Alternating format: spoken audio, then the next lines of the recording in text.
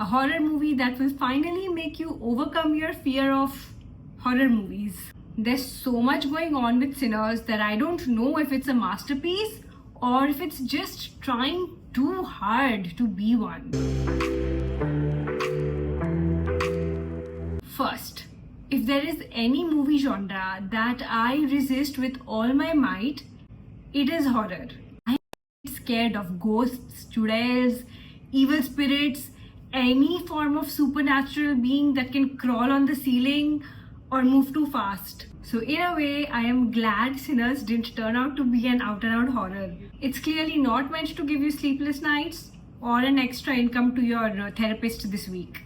On the outset, Sinners is a story of twins, Smoke and Stack, who come back to Clarksdale, which is their hometown in Mississippi, to start a juke joint. This juke joint would be by the Black Americans for the Black Americans. This is relevant because the movie takes place in 1932, which was still at the peak of the Jim Crow rules. Segregation, blacks were still not permitted to enter a lot of places, they didn't have a lot of rights in the South. So opening a joint where the local working class, who were mostly blacks, would feel welcome was a big deal. But hell breaks loose on the opening night, quite literally. When the spirits are high and the music is soaring at the joint, a vampire attack ensues, aimed at turning all the revelers into fellow vampires. This culminates into a full-blown battle for survival, which is also the climax of the movie.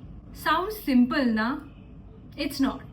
Anytime a movie that seems too simplistic, too basic, but you know a lot of heart and intention has gone into making that movie, it is your cue to take out your big fat book of metaphors. The whole story is actually about cultural appropriation by the whites and how true power lay in embracing one's roots. Sinners is written, directed and produced by Ryan Coogler. He is behind some of the most popular recent movies about black empowerment or have very prominent black protagonists, including the Black Panther and Creed series. The movie is like an eruption of idea which was brewing in him, and it was only a matter of time before he would have made this original that was this ambitious.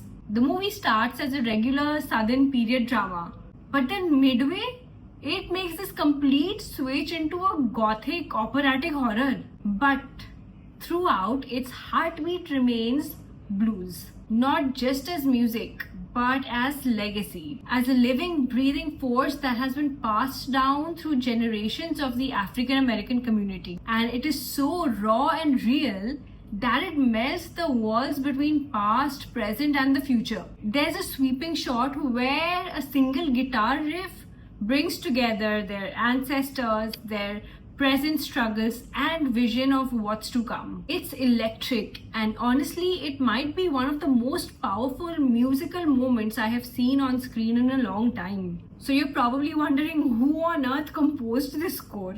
It's Ludwig Göransson, I think that's how you say the name. He's the man behind the background score in Oppenheimer and Black Panther and a lot of other movies. I've added the link to the entire playlist of Sinners in the description below because I'm nice like that. No surprise, Michael B. Jordan is the lead in the movie. He's the lead in every Ryan Coogler movie. He plays both the twins. And it took me some time to figure out these were not two separate actors. Once that was established, I just started to identify them as per the color of their suits. Smoke generally wears grey or blue and Stack wears red. Easy. The key to the whole concept of Delta Blues having magical powers is, however, not conveyed by Jordan's character. This idea is conveyed through debutante Sammy. What's his name? This idea is conveyed through Miles Caton's Sammy Moore. He is an exceptionally gifted musician who is also the son of a Christian preacher who believes that blues is a way to communicate with the devil. You see the conflict? This is Miles' first movie and he's done quite a good job. There are other performances also worth noting. There's Jack O'Connell's Remick, the original vampire who desires to absorb Sammy's gift so that he can break the wall between realms and communicate with his ancestors. I think that was what he wanted. There's Wunmi Mosaku as Smokes, hoodoo practicing love interest. There are other actors in the movie who have also played very convincingly, including Haley Steinfeld and Delroy Lindo. So, what did I make of Sinners? I'll be honest, there's just too much going on in the movie. There's black history, classic vampire lore, action, romance, a damn musical, and I, having been born on the other side of the planet, heck, I've never even applied for a US visa in my life. I don't think I am very well equipped to resonate with the themes as much as someone who is from the US would. Yes, I was awestruck by the music, and I can, in general, empathize with the story of human oppression. I mean, we were colonized till only recently. But can I really feel the pride of inheriting a musical gene so common in African Americans who have founded and are still evolving R&B, rap, funk? Do I feel connected to my ancestors from a different time, from a different continent?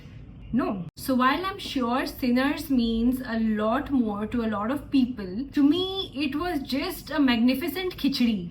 To people like me, Sinners will be remembered for that one song and dance sequence in the mill, and for the focus it brings on one of the most raw and moving musical genres to have taken birth in the US, the blues.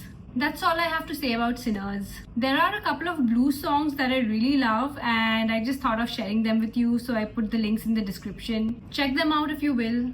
Hi, I'm Jessica. I talk about movies and shows. Subscribe to my channel for more.